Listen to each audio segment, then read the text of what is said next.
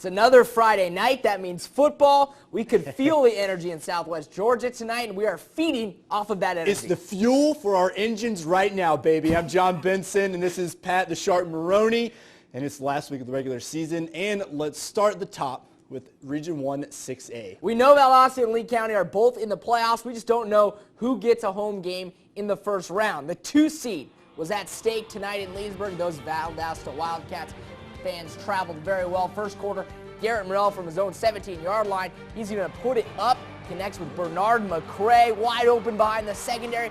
Antoine Kincaid tracks him down, but they're inside the Valdosta 20-yard line. Now Lee County forced to settle for a field goal try. Bad snap over Morrell's head. That would come back to bite him, but early second quarter, Trojans finally get on the board. Michael Langston knocks it through there. Wildcats respond from the 30. Bo Roadmaker with a burst of speed, makes it around the end of the line, draws the horse collar. First and goal from the 3. Roadmaker finishes the job, scores from 3 yards out. That makes it 7-3 Valdosta. This one was tight all the way down to the end. Valdosta wins 22-21. That is a final.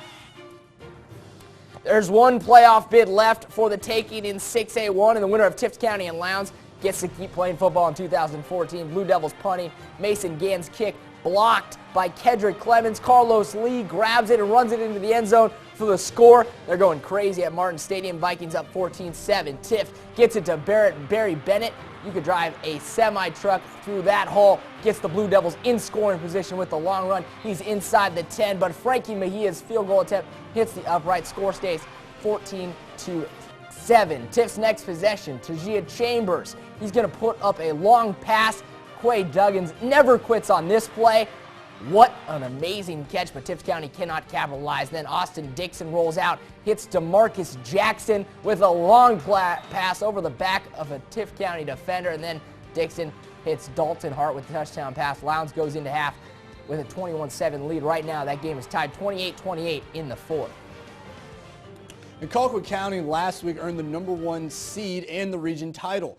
Although that's all good and well, there's still one more game left in the region. It happens to be the Camden Wildcats. And if you remember last year, the Wildcats upset the Packers for the region championship. So tonight, Coach Probst wasn't going to let history repeat itself. The Wildcats are out of the playoff hunt, but they could be spoiler tonight in the perfect season Colquitt County has wrapped up. First play, handoff to Saeem King. He fumbles, recovered by Camden deep in Packer territory. We're going the other way. Packer defense, they would get a little tough, though. 4th and long, Antonio Hamlin is sacked. Packers would take over. And then on the Packers drive on a 50-yard field goal attempt, it is just a tad short. Wildcats take over on the good field position. They would drive on the short drive there. Touchdown at Camden's up 7-0. Packers next possession, Chase Parrish dumps to Sean Bonner. He rambles in for some good yardage there for the first down and much more. Parrish, once again, same drive, back to pass, goes deep, hits Ty Lee way down the field, and he dives for the end zone. We're all tied up 7-all. This one was a little too close for comfort, but Colquitt did come out on top 28-24. Down to 2A for a huge night for the Berrien Rebels. A win puts them in the playoffs, but they hosted Pelham, and they're looking to be the spoiler. Berrien's first possession, short run by Quentin Tesby. He sets it up there. And then Lewis Tyson hits the field goal. The Rebels go up 3-0. Pelham, they come right back with it. That's DeMonte Franklin. Picks up good yardage and the first down. Then Clarence Allman hits Jimmy Flacker, who fights his way upfield there. And then Clarence Allman then takes the ball, runs down the Pelham territory there, all the way to the 2-yard line to put up first and goal. And he gets the handoff, weaves in for the touchdown, stretches it out. Pelham would go up 7-3, but check this out. For the first time since '93, Berrien goes to the playoffs with the win, 31-28. And it's time to buckle your chin straps because we're just getting started. We take a look at Region 1 4A and, of course, our Player of the Week. We'll be right back.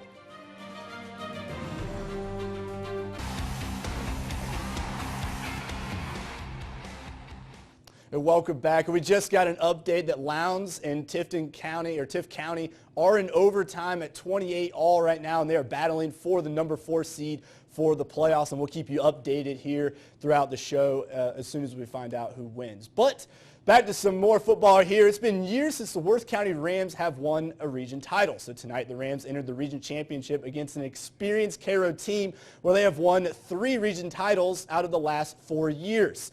So here we go. It's late in the third quarter. Cairo is leading 14-7 all the way in Sylvester. Makers 3rd and goal from the 4-yard line. Herbert barrels in for the touchdown. That's 21-7 Cairo. And then Jerome Williams back to pass goes deep and he hits Brandon Gibson. Look at the speed on him. Behind the defense, goes all the way in for 6. Extra point is no good. The cannon goes off, scaring our camera guy out there. But 4th quarter, 3rd and long for Cairo. Chad Marshall back to pass, looks for Will Atkins, but it bounces off of him, and Stacy Masson makes a diving catch for the huge first down, and then it sets up the field goal attempt, and it's good. 24-13, Cairo would lead, and they would hold on for the Region 1 4A championship, 27-20. Staying in the region, Westover hosting Crisp County. This is a huge play-in game, meaning winner moves on to state playoffs. Right before the half, Crisp trying to get on the board, and that's Westover's Trenton Thompson doing what he does best for the huge loss. Then on the 4th down, Whit Campbell airs this out for the incomplete. We got a turnover on downs. The Patriots take over on a 3rd and 3, and every Cougar jumping, and that's a first down. And then on the first down, Anthony Hill with the senior, he gets the toss, but he fumbles it. Luckily, it rolls out of bounds. And then on the 2nd down, Emery McKenzie showing his arm strength off. Devontae say he can't come up with it. That would fall incomplete. And then later, same drive, McKenzie with the keeper, finds the gap. Nice chunk of yards to keep the drive alive. Next play, Irvin Bush with the handoff, gets through the front 7 to the secondary before finally being brought down. And that'll do it for the half right there. And Westover would hold on for the win over the Crisp County Cougars, 27-6. Thomas County Central and Bainbridge both lost last week, but they had to move on quickly because there's only one playoff spot left in 4A1, and it's up to the Yellow Jackets and the Bearcats to figure out who keeps playing and who goes home. Let's pick this one up in the 2nd quarter. TCC and Bainbridge getting ready to go here. And up 7-6, Elijah Tyler with the ball, but he can't get a handoff, fumbles, recovers it. And then here we go, very next play, the Bearcats punt it to Thomas County Central's Trey Gozier, but he can't hold on, drops it. Sean Herring there to fall on it and recover it, gives Bainbridge the ball again on their 48-yard line. Later in the drive, 2nd and 8 for the Bearcats. Brett McLaughlin throws it to Victor Bodison for the 15-yard gain. Nice play there. And then next play, Tyler hands it off to Damian Pierce, and he spins and muscles his way through some defenders. He will go now down for no man, eventually brought down. Then on a 3rd and goal, Brett McLaughlin takes it in the end zone himself after a made field goal. That puts the Bearcats up 14-6, and they go on to win 14-9. Now it's time for our player of the week, and many in Southwest Georgia know his name. It's Westover defensive lineman Trent Thompson. In last week's key overtime win over Bainbridge, Thompson had 12 tackles, 6 of them for a loss. He played on the O-line too. The Georgia Bulldog commit completely dominated the line of scrimmage on both sides with 30 tackles for loss and 4 sacks on the season. He's been a major reason for the Patriots' success. We're all looking to see what he can do in Athens next year. So congrats to Trent Thompson for being our player of the week. Now let's go out to Mike for some weather. Absolutely. You know what? Cool temperatures tonight, cool temperatures tomorrow. If you're heading to Tallahassee for the Florida State game, well, you might even see a slight chance for some rain. Temperatures on the decrease as we go through the evening hours. If you're staying right here for Albany State's game against Fort Valley State, well, it looks like temperatures not too bad, into the upper 60s right through the afternoon. Keep it right here. More scores and highlights coming up.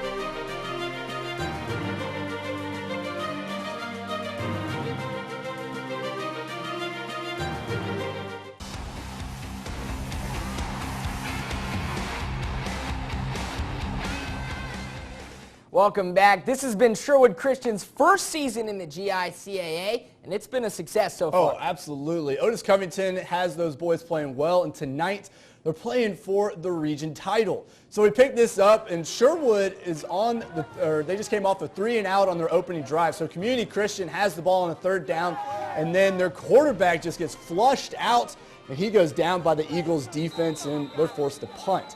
After the punt, the Eagles offense on the move, Dylan Evans with a nice pass to Chasnick Griffin for the 1st down. And then we'll go next play. Evans with the fake, looking downfield. Griffin with some wheels, makes it all the way to the promised land for the touchdown. However, the PAT is no good, so it's just 6 points. So on the kickoff is Marcellus Glanton, who gets a nice couple of blocks here. Great balance, takes the rock all the way inside the deep Eagles territory before finally being brought down. And then after a few plays, Isaiah Nelson with the handoff barrels in for the touchdown. The PAT would be good, and that'd be their only touchdown for the night. Sherwood Christian winning their region title tonight, 40-7. Well, we were out at Lee County this afternoon, and believe it or not, Trojan fans and Wildcat fans were already tailgating. That's right. It was quite a scene out there. Luckily, we sent our Darden College correspondents out there to see what it was like. Hey guys, we're here at the Lee County Trojans versus Valdosta Wildcats game, and let me tell you, it is one to remember. Here are the sights and sounds from tonight's game.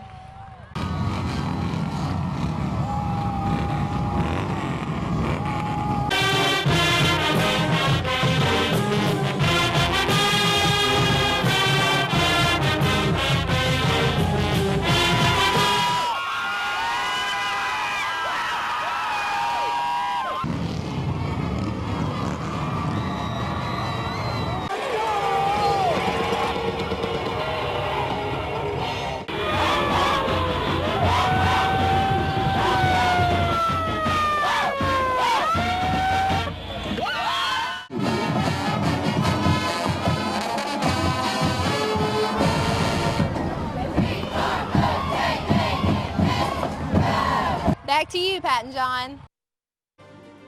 Thank you, young Cavaliers. Now out to Edison. Calhoun County needs a win to keep their playoff hopes alive. They host Baconton Charter on senior night. Cougars feed the beast early on. This is a pitch play to Deontay Scott. Follows a couple blockers for a 1st down. That'll move the chains. Then the start of the 2nd quarter now. They fake the pitch play, and DeJon Williams keeps it. He's got plenty of room. He trucks that poor little laser defender on his way in for a touchdown. Then they say, screw kicking a field goal. Let's go for 2. They convert it and make it 8-0, but they were not even close to being done after a defensive stop. DeJon Williams, he's just getting started. Option play just kills the Blazers tonight. Look at this man go. He stiffs arms and bulldozes his way in for a long touchdown, and the Cougars go for 2 again. Same play, same result. They go up 16-0. That is the last score we have for that game.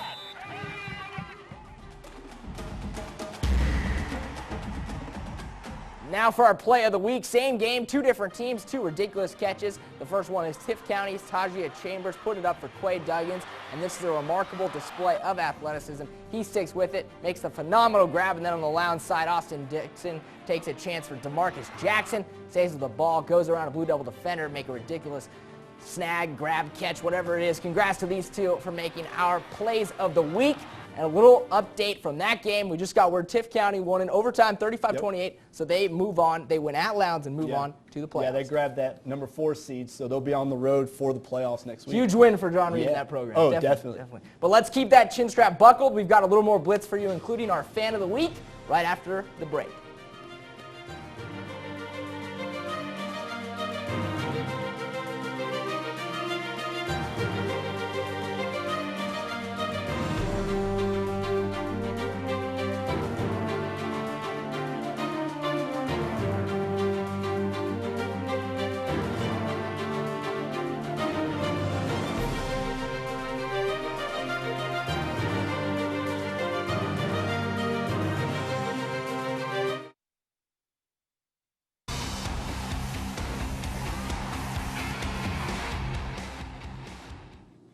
Welcome back. 2 weeks ago, we got to know Crisp County coach Lee Campbell. That's right. And this week, let's meet the mastermind behind the Lee County Trojans, Dean Fabrizio.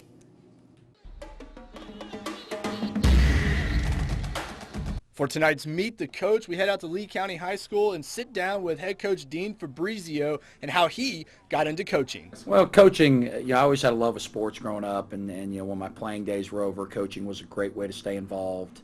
I like working with kids and having an impact in their lives, and I just enjoy the competition and camaraderie that football and all athletics brings. Now, what do you think makes Lee County so special from other places you've coached before? Well, the neat thing about Lee County is we're the only high school in the county. So all the kids, from pre-K to kindergarten on up are all geared to be Trojans one day. And that's really a neat thing when you're the only school in the county and everybody's supporting you. One of the cool things that you guys do is the pregame walkouts. You got the motorcycles, the fog, the crowd. Like that's something real special. Like do you know anything like kind of behind that? Like how that kind of got started? Or? Well, gradually we've kind of added things throughout the years, and we feel like our pregame and our introduction is one of the best in the state. And it's something to try to make the experience special for our kids and our fans. We try to make the Friday nights more than just a football game. We try to make it an event, and the entrance is certainly a big part of that. And the Harleys and the smoke and coming out of that tunnel, it's really a neat thing for our kids to do, and it's really neat for everybody in the stands and our community to see. Coach Fabrizio loves coaching football, but being a head coach or any coach, they understand coaching goes beyond the game. Seeing our kids go on and be successful after high school, that's something that's really special, whether it's going on to college, whether it's going to the military, whether it's being out in the workforce, seeing our kids that are successful and that come back to the games and just seeing that they're doing well, that's special. And also, seeing the growth of kids. And the neat thing about here in Lee County is it's not just from a freshman on. A lot of these kids, they played on our middle school team in 8th grade, and before that, a lot of them we watched either in our rec program or a Pop Warner program playing when they were younger. So we've seen a lot of these kids grow over the last 5-6 years, and to see them go from a 6th, 7th grader and develop into a young man as a senior and see that maturation process is pretty special. Well, it's the end of the regular season, but we have one more highlight for you left. That's right. Irwin County is already going to the state playoffs. They've already won their region, but if they want to finish with a perfect 1A1 record, they had to beat the Turner County Rebels tonight. Buddy Nobles has his boys in red playing really good football. First quarter, Indians up 13-0, though. Here's a big play from the Turner County Rebels. Quan Hillman on the quarterback keeper. Gets to the sidelines, clean your cleats, and go. Hillman with the long touchdown run. That makes it 13-6, but on the kickoff, Cartavian Benyard's going to flip the field position. He takes it past midfield and into Turner County territory, and then they give it to Ty Hogan. He breaks contain on the outside there, breaks a couple tackles, gets inside the 20-yard line, and on to kick the field goal here is Austin Pettis. No, not the mediocre St. Louis Rams receiver. He's the Irwin County kicker. He puts it through for 3. Here's some of that aggressive Irwin County defense. This isn't one Indian, it's a whole tribe. That's a tackle for loss. And then Nobles calls for the play action pass. Zach Tolar lofts it up to a wide open Ty Hogan. That puts the Indians up 24-13, and they roll 44-12. Now for our fan of the week, let's go back to Moultrie. We couldn't pass up the chance to recognize these little guys and gals. They went out to see if Colquitt County could finish up an undefeated regular season, which they did. I'm sure a few of these kids will be playing for Coach Probst and the Packers one day. They had the hats, the jerseys, the cheerleader outfits, even the vuvuzelas. Congrats to these Colquitt County Packers for being our fans of the week. All right, we asked to see your photos, school spirit, and games tonight under the lights. Some great photos out in Lee County. There, the school band sent us the Valdosta band as well. They're sounding great, and of course, Lee County High School band also sends us a photo. Recovering the fumble there in the second half. Brian Perkins with a shot on the 3-yard line to run into 7-3 lead. 3 minutes left before the half, and thank you for Christy Hackins there, sending us some photos from syrup makers. So if ever you want to send us some photos, just go to WFXL and hashtag live on Fox 31 on Twitter and Facebook.